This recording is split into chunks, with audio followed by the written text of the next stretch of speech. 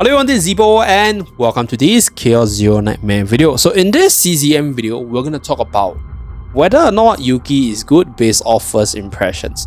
So we'll base it off whatever is available from the trailer.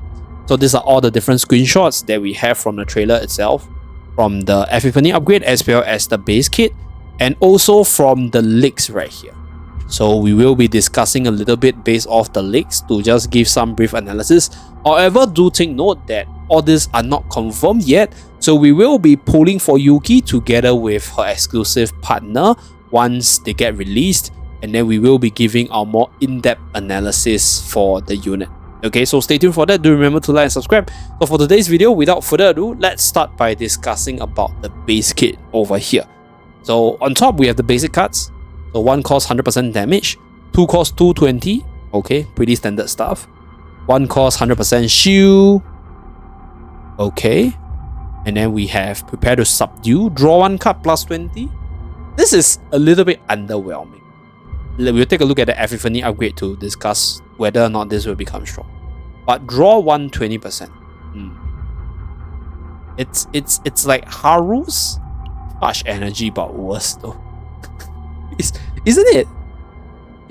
Isn't it? It's like, and it's for that card. That's why it's very underwhelming. When I first saw this, it's kind of underwhelming. So you take a look at the other cards. Flash Dash, 180 damage to all enemies. Inspiration reduced cost by 1.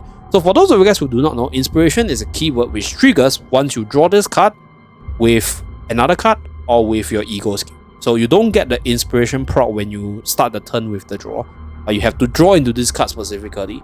So that's for inspiration. It's quite easy to pull off because there's a whole bunch of draw cards already available. Like Attack, Gear Back, Belligerent, Rally. So those are cards which allows you to draw very quickly and filter your deck. There are other units that allows you to draw as well. So this way you can get into these cards very easily and trigger that inspiration. I think inspiration is an easy to proc keyword. Yeah. Trickery Strike, deal damage. Activate inspiration to one random card in hand. So let's say if you have only one card with inspiration, like one Flash Dash, then you activate it, okay? But it's only activate inspiration though. Yeah, it doesn't activate the card. Slightly unfortunate. This card will be OP if you can activate the card, because I'll talk about why later on you can cheat some costs. Freezing Blade, when using own attack card with an activated inspiration effect, 60% damage to all enemies, okay? Then we have Iceberg Cliff, 180 to all enemies, inspiration plus 1 extra hit, minus 20% damage. So it's like 340%, right? Then her ego skill, Skyscraper Cliff, 200% damage to all enemies, move all attack cards in hand to the top of the draw pile, plus 50% damage per card moved. So let's say if I move back 4 cards, that will be 500% to all enemies. Okay, this has potential. AoE damage dealer, high potential here. So that's with regards to Yuki's base kit. Now, if we take a look at the Epiphany upgrade, prepare to subdue. Plus 40 to that card. Okay. Plus 20 to own attack cards. So you can spam quite a few of her own cards. Like you can slot in a Pulverize, you can slot in multiple slashes, and then you draw into those cards, and then you get like good value of this one. Next one gives you more draw, but you get minus damage. Okay, so this is your draw mechanics. I think particularly the second one looks good if you actually have a way for you to spam out all her cards in one, which is possible because you'll be drawing a lot with the inspiration keywords anyway. And if we take a look at Flash Slash right here, they actually have this minus cost ability. So like, it's actually quite a good combo card with the inspiration ability. Minus 2-0 cost, and then you find some way to repeatedly draw back this card and then slashing the opponent from there. High potential. But question is, okay, from an AoE perspective, this card is very strong. Because if we take a look at, for example, Haru's power charge. So I'm basing it off Haru, right? It's 205 to all enemies, and if single target plus 80. So if you upgrade it further, we can go to 342. So the numbers on Yuki is not as attractive, right? If you consider it as an AoE skill. So that's the question. I hope these numbers are not the final numbers. But 1 cost 270. Okay, 1 cost 270 I think is fine. 0 cost 180 is worse than pulverized though. Although pulverized gives you 2 exhaust cut. Personally doesn't look all that spectacular. Yeah, unfortunately, at least based off what we can see right here. Now if you take a look at the other leak so far, so this is Trickery Strike. So Trickery Strike's base copy is deal damage, activate inspiration of 1 random card in hand. So the activated version, we have 180, so more damage. Choose 1 own card in hand, activate inspiration. So this will allow you to activate your specific card's inspiration. And then retain retrieve, so you can keep on drawing back this card every turn. 180% damage, choose 1 of the cards in hand and place them at the top of the draw pile. Then this is where you can cheat it with Nia's ability, right? With the G string or G chord for you to activate that topmost card. So there is this combo potential. Then third card is draw own cards, okay? Choose blah blah of own cards in hand and then place them on the top of the draw pile. Okay, so I think similar to the second one. So I think with regards to Trickery Strike, it's a combo piece for you to spam out other cards.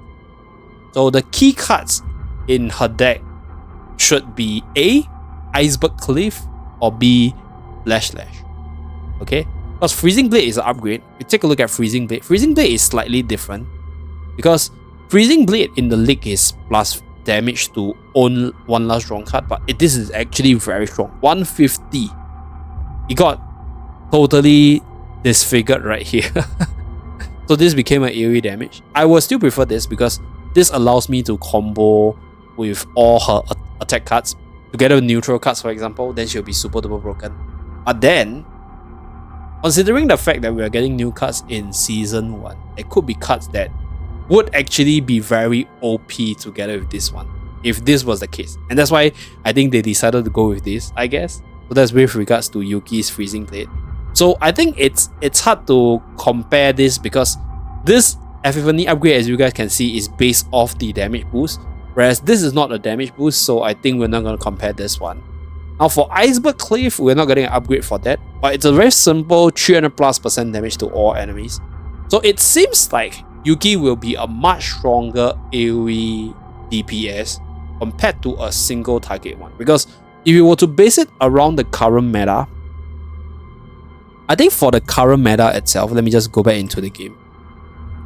Single target has a lot of insanely strong meta units like Meilin, like Renoa, like Hugo Trezor. And I think Haru is actually more single target based because of her anchor shot ability. So what I can see Yuki become is a very powerful AoE unit where, you know, she excels at clearing maps or bosses with multiple unit summons in 1 turn. So that could be the potential for this unit. However, if I were to judge Yuki as a unit of the current meta and the current pool of cards available, there is this Overwhelm card right here, which is able to do quite a fair bit of damage for 0 cost already. So it's a little bit hard to say that Yuki is strong at first glance. But then I could think of some combo potential where you're able to cycle through the inspiration ability quite a few times and then unleash her same cards, for example like Flash Slash, twice or thrice per turn. And then this is where she can get insane value on the AoE side. But other than that, another way is to duplicate multiple Flash Slash. So you just naturally draw into those multiple copies and then get like maybe -2 cost on all of them and then you just throw it at the enemy. But it's still a 3-4 card combo, which is not that spectacular. So like my first impression for Yuki is that she has potential to be a really strong AoE unit, but she doesn't look spectacular based off the current standards. But we shall see on the actual release whether or not the whole season will be modified so that she can fit in better. If not, she doesn't look like a super powerful unit in my honest opinion. Okay, so that's it for this analysis. Thank you very much for tuning in. I will see you guys again in my next video. Bye guys.